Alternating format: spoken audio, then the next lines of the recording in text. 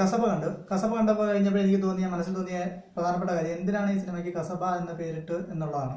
കാരണം കസബ എന്ന് പറയുമ്പോൾ നമ്മുടെ പലരുടെ മനസ്സിലേക്ക് ഓടിയെത്തുന്നത് വളരെ ക്രൗഡായിട്ട് ഒരു പ്ലേസ്, നഗരത്തിലെ ഒരു വളരെ ക്രൗഡായിട്ട് ഒരു പ്ലേസ് ആയിരിക്കും. ആ പ്ലേസിൽ ചിലപ്പോൾ പിന്നെ കളക്ടറേറ്റ് അല്ലെങ്കിൽ സിവിൽ ഓഫീസുകൾ, ആശുപത്രികൾ, അങ്ങനെ വളരെ അവിടെ ഒരു പോലീസ് സ്റ്റേഷൻ, അങ്ങനെയുള്ള ക്രൗഡായിട്ട് ഒരു പ്ലേസ് ആയിരിക്കും നമ്മുടെ മനസ്സിലേക്ക്, നഗരത്തിലെ ഒരു പ്ലേസ് ആയിരിക്കും നമ്മുടെ മനസ്സിലേക്ക് ഓടി വരുന്നത്.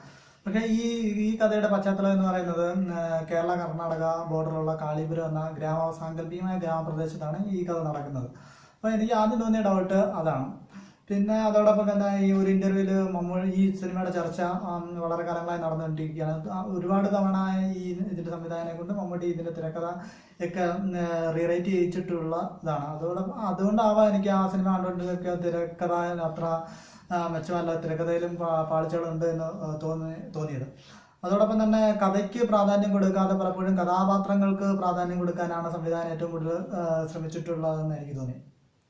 അതിന് കാരണം എന്ന് പറയുമ്പോൾ നമ്മുടെ രാജൻ സക്രിയ എന്ന മമ്മൂട്ടി കഥാപാത്രത്തിന്റെ സ്ക്രീൻ പ്രസൻസ് അത് മാത്രമാണ് നമുക്കൊരു ആശ്വാസമായി തോന്നുന്നത്. നായികാ പ്രാധാന്യം കൂടിയുള്ള ചിത്രത്തിൽ തമിഴ് നടൻ ശരത് കുമാറിന്റെ മകൾ വരലക്ഷ്മി ശരത് കുമാർ നല്ലൊരു വേഷം ചെയ്തിട്ടുണ്ട്. സാധാരണ എനിക്ക് തോന്നുന്നു മലയാള നടിമാരൊന്നും അത്തരം വേഷങ്ങൾ ചെയ്യാൻ തയ്യാറല്ല. ഒരു കാളിപുരത്തെ ഒരു വേശ്യാലയം നടത്തിപ്പുകാരിയായിട്ടുള്ള കമല എന്നുള്ള സ്ത്രീയുടെ വേഷമാണ് അവർ ചെയ്തത്. വളരെ മനോഹരമായി തന്നെ ആ വേഷം ചെയ്തിരിക്കുന്നു. പിന്നീട് കഥാപാത്രങ്ങളെ കുറിച്ച് പറയുകയാണെങ്കിൽ സിദ്ദിഖിന്റെ മകൻ ഷാഹുൽ സിദ്ദിഖ് ഇതിലൊരു കഥാപാത്രം ചെയ്യുന്നുണ്ട്. അതുപോലെ തന്നെ മമ്മൂട്ടിയുടെ ഇബ്രാഹിം കുട്ടിയുടെ മകൻ ഒരു വേഷം ചെയ്യുന്നുണ്ട്. അങ്ങനെ എനിക്ക് തോന്നുന്നു ഈ സിനിമ തിരക്കഥ വന്നപ്പോൾ തന്നെ ഇത് കഥയ്ക്ക് ഇമ്പോർട്ടൻസ് കൊടുക്കാതെ ഒരുപാട് കഥാപാത്രങ്ങൾക്ക് ഇമ്പോർട്ടൻസ് കൊടുക്കുന്ന രീതിയിലേക്കാണ് ഇതിന്റെ ഒരു പോക്ക് പോയത്. അതുപോലെ തന്നെ സിദ്ദിഖിന്റെ പെർഫോമൻസ് വളരെ മനോഹരമായിരുന്നു. അതുപോലെ തന്നെ നമ്മൾ ജഗദീഷും വളരെ നല്ലൊരു കഥാപാത്രത്തെ കൈകാര്യം ചെയ്യുന്നുണ്ട്.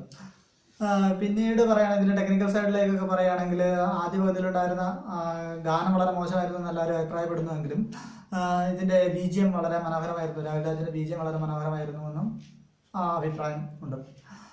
പിന്നീട് പറയുകയാണെങ്കിൽ ഛായാഗ്രഹണത്തെ കുറിച്ച് പറയുകയാണെങ്കിലും ഒരുപാട് എടുത്തു പറയത്തക്ക ഛായാഗ്രഹണം ഒന്നുമല്ല ഈ സിനിമയുടെ ഉള്ളത്.